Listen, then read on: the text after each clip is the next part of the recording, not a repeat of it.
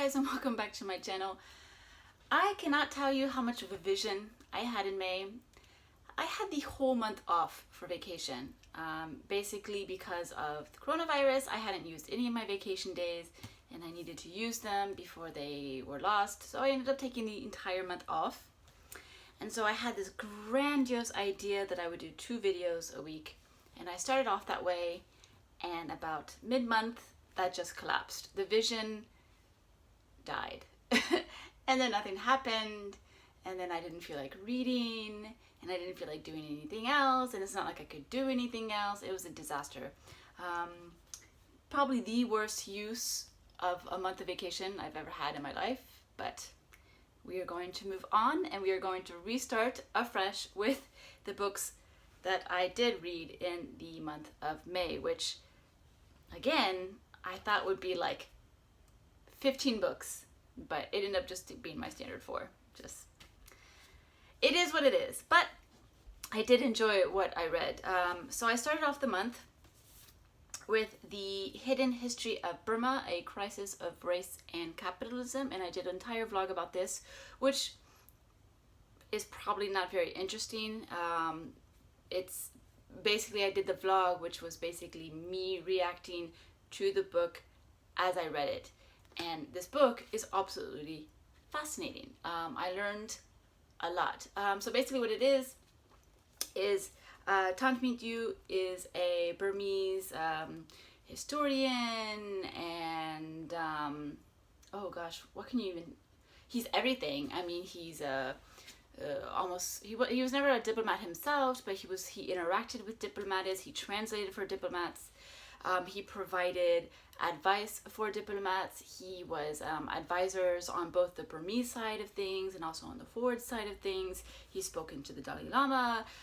This guy was in the heat of the moment, and he gives the most fascinating portrait of what it is to be Burmese in Burma at this time.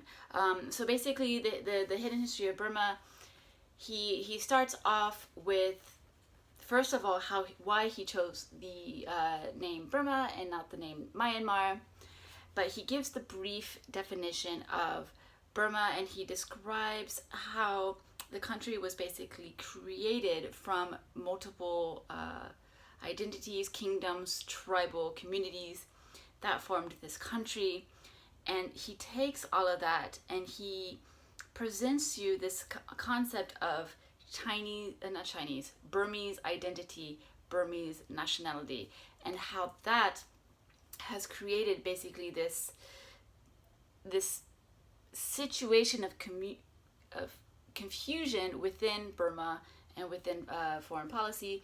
And so basically this gives you a description of how the country came under the military the junta, and it gives the history all the way up to about 2 years ago. So not even 2 years ago, the corona pandemic does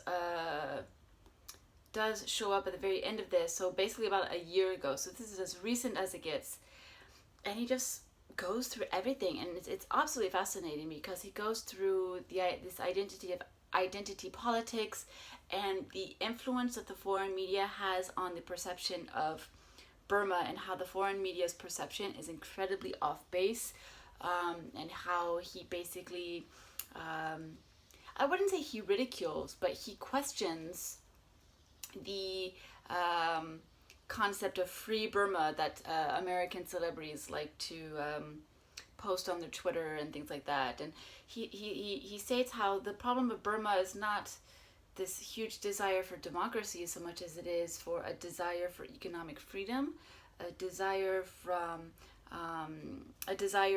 like a sense of national identity, and basically a desire to have just the freedom to pursue what they need to pursue without being under this military junta. And it's super fascinating and incredibly, it's just so well done. Like, I could refilm this description of the book so many times, and every single time I would focus on something new, because there's just so much in here, and he really just opens up your eyes as to how your perception of Burma has really been manipulated by the foreign media, and how it's been manipulated by foreign media that doesn't understand the actual problem in Burma. So incredibly fascinating, super good read. It's a must read. It's just so good, and I just found it fascinating. Even his portrayal of Aung San Suu Kyi it's fascinating, because Western media, you know about her, and you know about the concept that there's a military junta, and then you know about the Rohingya Muslims and how they're being thrown out of the country. And the thing is that there's a reason we only know about those things in Western media, and that's because Western media just has no concept of what's really going on in Burma. And he describes the problems with those people, and he describes the how we came to be in this kind of situation. And it's just this was fascinating, very good. I mean, this is something I would want to reread, because there's just so much information to be taken out of this. This was absolutely fantastic. So then I read, that was my only nonfiction of the month. Then I went back into some fiction. I wasn't reading anything, so I had a 4-hour hair appointment one week to get my hair straightened, and I needed a nice short book to get me through the appointment. And so I actually ended up buying, I went out to buy Mass by Fumiko Enchi. This is an author, I've read her The Waiting Years. I've actually read her The Waiting Years twice before. Beautiful book, and so I wanted to finally read something not new, because this is an older author, but I wanted to read another book, and I chose Mask. And this was really interesting. It's so short. It's only 120 pages, and it's weird, because I have to admit I had confusing feelings about this. There were parts as I was reading.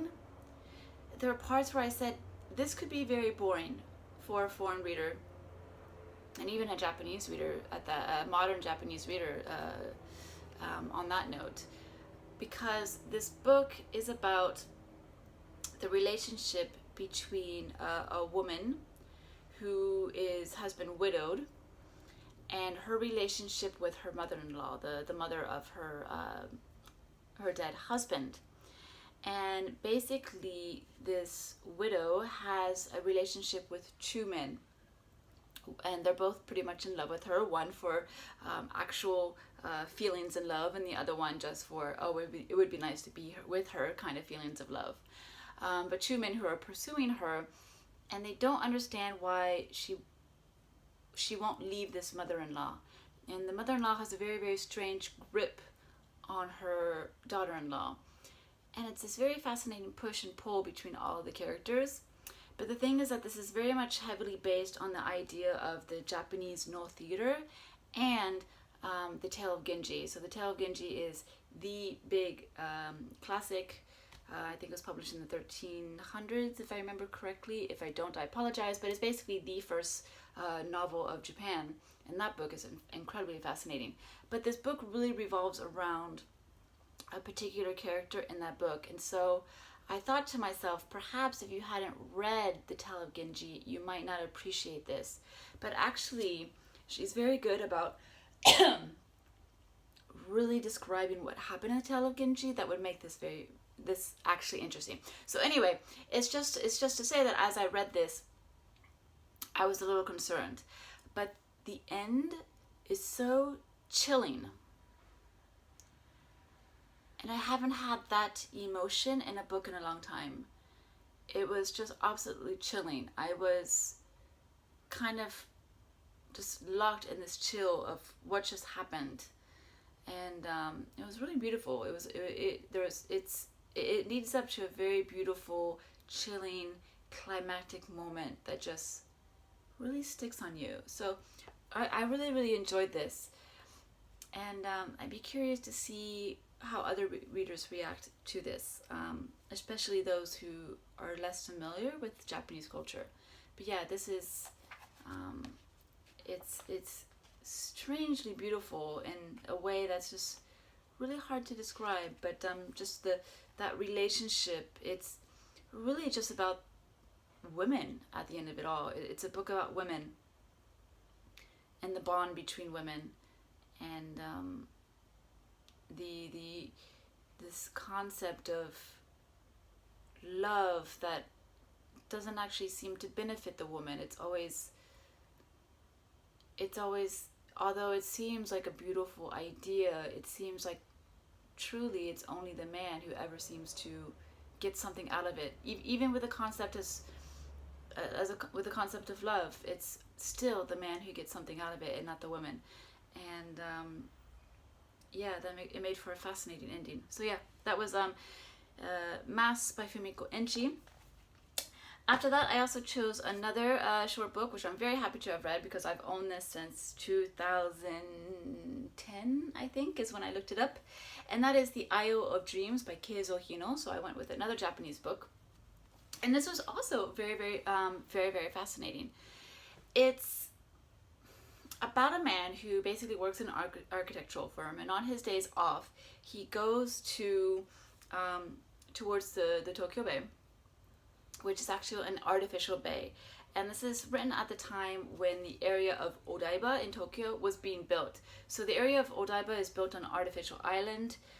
It's basically reclaimed land that was made out of the trash of Japan, basically. So he's, on his days off, he likes to go to this area and likes to look on across the water towards Tokyo so he can see like the skyline of Tokyo, because he really appreciates the beauty of the skyline and these monuments and just this modern architecture of Tokyo. But on his nighttime walks, he ends up meeting this woman who kind of just shakes his world and takes him to a part of Tokyo that he's never seen before, and it makes him reevaluate and assess his views on Tokyo. So while to him initially Tokyo was this beautiful feat of architecture, because you have to consider the fact that Tokyo has been rebuilt several times due to the war and earthquakes, and Tokyo has been basically burnt to the ground many times. There isn't much in Tokyo that's actually very original anymore. And so for him, the building of Tokyo was this huge feat, this huge accomplishment of what modern construction can do and what modern architecture can do. But he sort of starts to assess this new artificial island and how it's being built on trash, and it makes him look at Tokyo, and that perhaps Tokyo is actually just not this beautiful city, and basically it's really just a future dump. Like everything that's been built is going to be torn down eventually. We've created the city, but the city can't last forever. It's going to be torn down. And so he wonders what's going to be built from that. And he starts seeing the trash, and he starts to see the devastating results of all of this trash. And so it just really changes his mindset. And so the book ends up being this really beautiful view at the push and pull between, pure nature and what nature can create, but also this human feat of building these incredibly huge metropolises, and how that can also be beauty, but there's also cruelty within that beauty because it's destroying nature. And so yeah, this book, I really enjoyed this. This one took me by surprise because it's not known at all. This is not a famous book whatsoever. It's not received any prizes in Japan, and I even think this is maybe the only book that's been translated into English by this author. So this is very unknown, even amongst people who read Japanese lit. This is quite unknown. So this took me by surprise because I just thought its view was quite poignant. So really enjoyed that. And then my last fiction read of the month was Blood Meridian by Cormac McCarthy. I know a few people who have watched my previous videos have been looking forward to me reading this. And as expected, I love this. But there's a caveat to me saying I love this. But basically what Blood Meridian is it follows this kid who's about 12 or 13 at the beginning of the novel, and he runs away from his father, he gets into trouble, and he, for killing someone with another man called Toadvine, they escape towards Mexico, where they get arrested for creating havoc in the city, and then when they're imprisoned, they find a way to be released by being taken into another group, and this group has basically been assigned by this Mexican city to kill all the Indians that are basically wreaking havoc on their countrymen. So basically he joins a band of scalp hunters, and these scalp hunters, who are led by Glanton and the judge, are the most cruel people you will ever meet in a book, almost. And it's this beautiful look at the cruelty of this time, and this basically this is just lack of humanity at that time, and it's really, really fascinating. And I was interested because Cormac McCarthy, at the beginning of the chapter, he actually outlines what happens in the chapter. So it's interesting, like it's up to you to read it or not, but it doesn't affect it, because the thing is that it kind of gives you this hopeless view, like, okay, he's telling us what's going to happen and there's no way to escape it. It's going to happen because these people are the cruelest people, the cruelest men you will ever meet in your life. And it's really, really super fascinating. And so I thought the tension within the group, and as they cross across the Mexican frontier and the lower south of the American frontier, and how they sort of lead to California, and the ins and outs of the group, and the people who leave and the people who come in and who they meet, and it's murder, torture. Dogs do not fare well in this book, I can tell you that, but it's absolutely beautiful. But here's the caveat. For me, I enjoy reading Cormac McCarthy. And by the way, if you're not a Cormac McCarthy book, you're not going to become a Cormac McCarthy fan. If you're not a Cormac McCarthy fan, you're not going to become a fan because of this book. You're going to hate him even more with this book. So that's just a warning. But for me, my relationship with Cormac McCarthy is, and I finally figured out my relationship upon reading this book, in the sense that I always really enjoy his books, but I never give them what would basically be a 5-star. I never consider them perfect, and I don't consider this perfect, because the thing is that I always feel like I've been left outside of his books. And what I think it feels like I'm watching a movie that hasn't had its final edit, where it hasn't had the music and it hasn't had like the filters to really help bring emotion into the book. So you're watching a movie with great cinematography. You're watching a movie with, incredible dialogue and a fascinating story, but you don't have that final thing that connects it all together, which usually in movies is music and editing. And so that's what I miss from his books, and that's what I miss from this book. And it's especially prominent when I compare him to Lonesome Dove, which is basically my favorite book ever. When I read that book, it shot to the top. And here's the thing. Lonesome Dove is about the cruelty and beauty within nature and within humanity at basically the same sort of time period.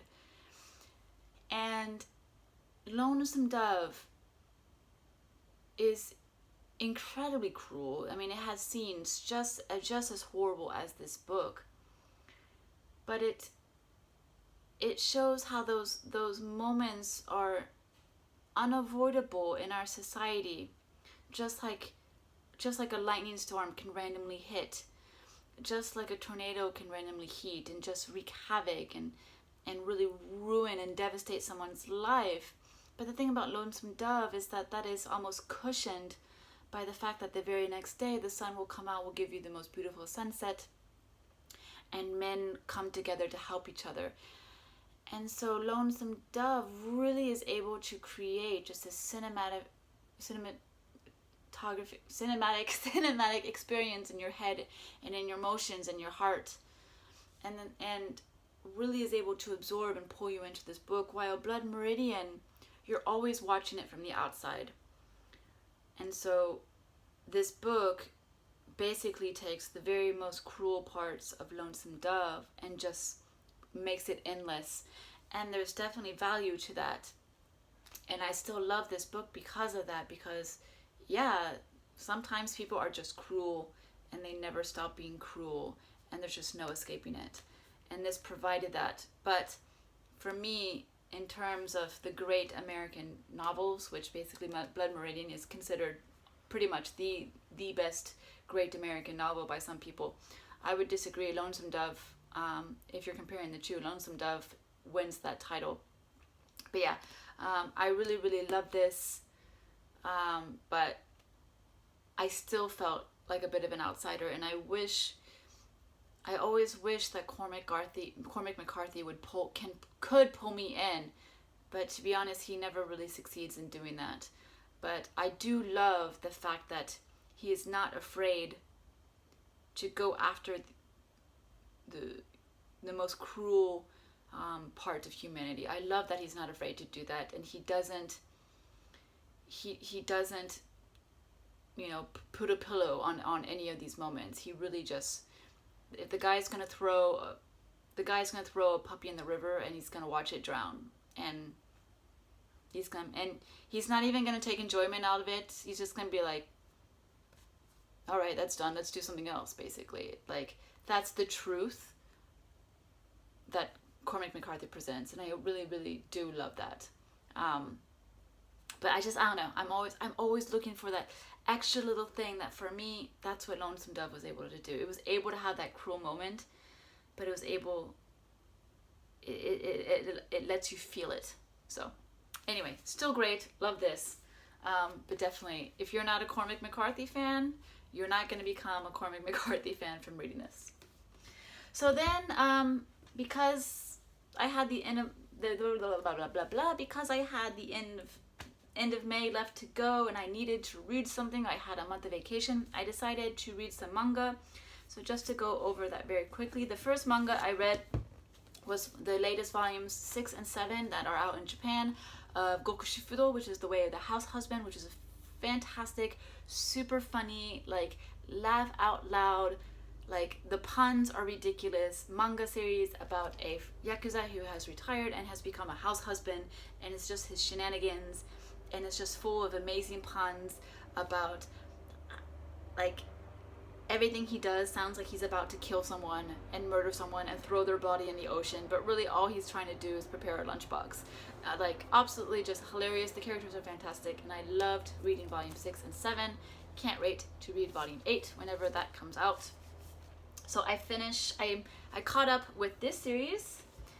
Then I finished a series that I started like 2 years ago. I had read volumes 1 through 8 in a month, and then I just needed volumes 9 and 10, because I do this a lot where, like, I get to a happy point in a series and I'm just like, yeah, okay, I think this is where the ending is gonna go, and then I just stop reading. And it's not that there's no reason for it, it's just like, okay, this is probably where it's gonna go, they're probably gonna do this. And then I stop reading. And it's the same thing with books. I think it's why I'm so fine with, like, reading, like, open-ended endings, because I kind of like when the reader can just create their own ending for themselves. But yeah, I finally stopped that nonsense and read the last volumes of 9 and 10 of the very, very classic 80s manga Cat's Eye by Tsukasa Hojo, who is most famously known abroad probably for his very silly manga City Hunter, which I absolutely adore. But this is Cat's Eye, which is basically about 3 sisters who are thieves, and they are trying to recover all of the art from their father so that they can find out more about him and more about his whereabouts, because he disappeared after the war. And one of the characters boyfriends is actually a police detective who just happens to be searching and trying to finally trap this group of thieves who call themselves Cat's Eye, and it's those three girls, obviously. And it's super funny and cute, and I love this because when you read it in Japanese, like, it's really great because you like, I mean, it's pure 80s, by the way, like the style is just like 80s as can be, and I just absolutely love that because I really grew up on this. And but like, it's really fun, like, if you're doing Japanese, because you really get a lot of old 80s dialogue, which is really cool to revisit. So yeah, I finished that series, which I'm very, very, super, super, super happy. It's always good when I catch up on series and I finish series, because then I can finally give myself permission to start something different. And then I read, you can't really tell from this cover, but I read I Am a Hero in Osaka. So there we go. Which I Am a Hero was a fantastic zombie-related manga series that I absolutely loved. And I did read the whole thing of that. And this is just a single standalone that came off of that, which is just while the action in I Am a Hero is happening, how did the zombie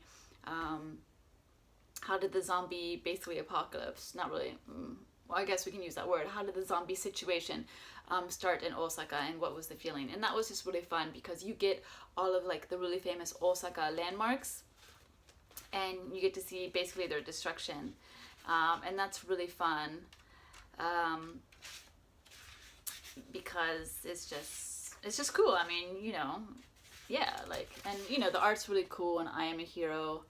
And it's really cool because it's also like, you know, it shows history. So like here, this scene right here, this is the very famous fugu, the blowfish, in front of a very famous blowfish restaurant in Osaka. And because of the coronavirus, this restaurant actually closed down, and they were taking down the fugu, and they actually ended up, the government decided to keep it. They asked permission from the restaurant if they could keep the fugu, to keep it there so that tourists can always have it to watch. But yeah, it's just like that seems so simple, but it's been, you know, memorialized in a zombie book basically.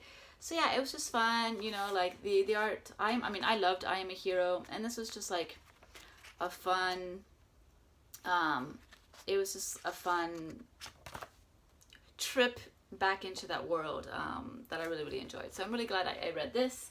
And yeah, that's it. That's what I ended up reading in May. So not bad. I mean, that's not bad at reading in a month, but I did have the whole month off for vacation. So it's a little bit unfortunate, but that's okay. You know, these things happen, and we can't let ourselves, you know, there's no point in feeling disappointed in something so like inconsequential. So anyway, thank you so much for watching and for supporting me despite my absence. And I will see you guys again in my next video. Bye!